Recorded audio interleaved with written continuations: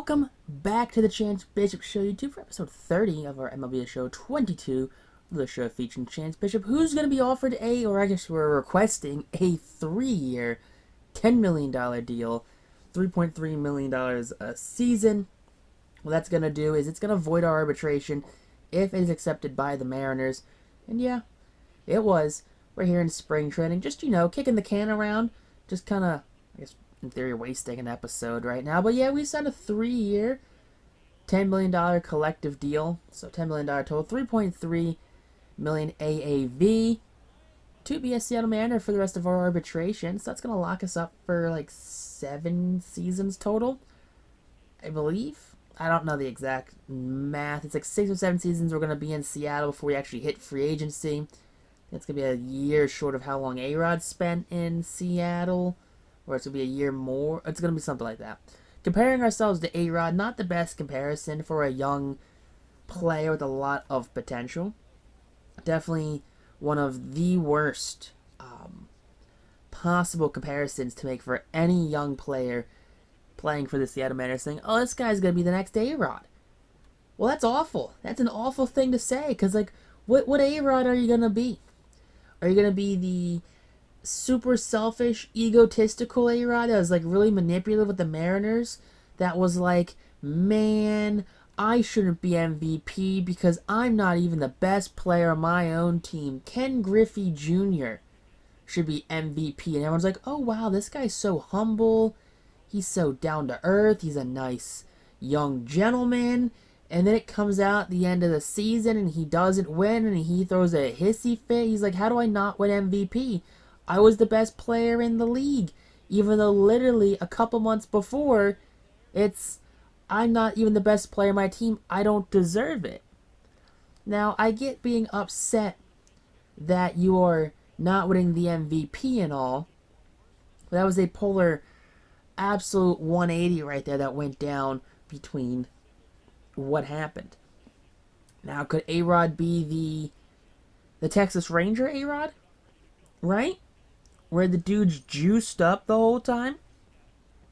Signs the largest deal in MLB history. Takes up like 60%, 70% of the team's salary cap. And it's like, wow, we're awful because we can't field a team because Texas is a low market, I guess it's a low market, like a medium market area for baseball. After, you try to hold the Mets hostage for a huge contract that would have, in theory, you wanted to, quote unquote, be the most popular sports athlete in New York.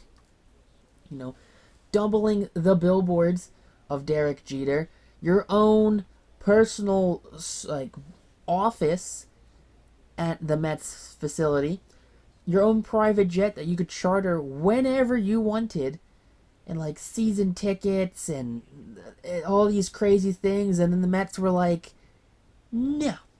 So he signs the largest deal in the world with the Rangers and entirely destroys that salary cap right there, because the Rangers were not going to go over the salary cap because that's just the Rangers and who they are.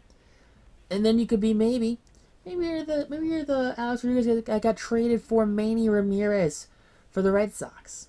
And then the last minute they're like, no. Player Association goes, no, you can't do that because Alex Rodriguez would consensually be forfeiting too much money, and we're not going to allow you to do that, even though he is consensually forfeiting all this money, because that makes us look bad, and we're not going to have it.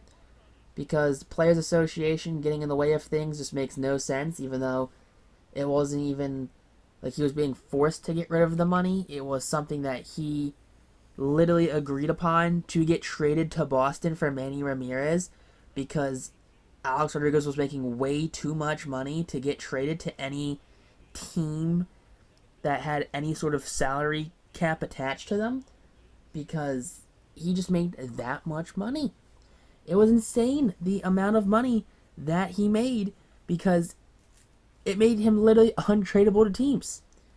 And then you could be the one that, you could be the A-Rod, who wins the MVP, and then gets traded to New York for like Alfonso Soriano and a couple other players, and just be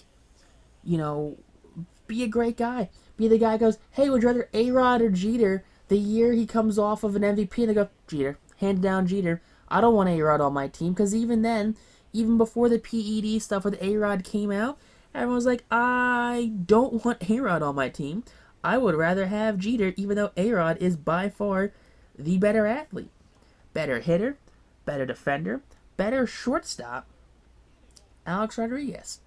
And that's not even like any sort of like absurd reference. That's a bona fide fact that Jeter was a much worse fielder and everything than Alex Rodriguez. It's just a bona fide fact that A-Rod was better than Jeter when it came to everything. They're the Donovan McNabb and Terrell Owens of the MLB. Best friends turned frenemies turned enemies. That's who they are.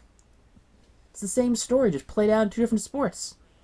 A-Rod, Jeter, McNabb, and Owens. They're the same. It's the same story. Are we gonna be that type of player signing this extension with Seattle, or are we gonna be the guy that signs that initial super massive deal with that super massive deal, and then opts out of it halfway through it when we have some opt-out years, and then decides that they want to then re-sign to an even bigger deal than the original one? We're going to be that Alex Rodriguez? There's so many different paths that Chance Bishop can turn into that he can't really be shoehorned into saying, oh, he's going to be this player, he's going to be this player, he's going to be this player. Because you can't even say he's going to be the next Ichiro who would work with Seattle and want the best for Seattle and all that fun stuff. Different player, different team dynamics, different just everything. Ichiro was a player well into his prime when he got to Seattle in the early 2000s. Chance Bishop, not even well into his 20s here in Seattle. Rookie of the Year winner, All-Star, signed a 3-year, $10 million total deal at a AAV of $3.3 million. Like, that's something right there. It's something that Chance Bishop's going to be his own player. He might have some parallels to other MLB legends, but in the grand scheme of things, you can't say he's going to be the next A-Rod or he's going to be the next Ichiro. He's going to be the next anything. He signed his own contract, and he just signed his own thing. And I just rambled around for no reason for that last 8 minutes. I'm halfway through. I'm pretty sure I forgot what I was rambling about, and I just started continuing going on and on. And yeah, I'm breaking the fourth wall right here because it's like, alright, my usual view count tells me when people stop watching. We're done watching by now anyway. So most people don't even hear this part. I think my girlfriend hears this part because I know she watches some of my videos. So thanks for watching. But yeah, it's a lot. Bishop signed this one deal just to get him through to the point where he can be a free agent. It's a big step for him, and it's we're not even halfway through this series.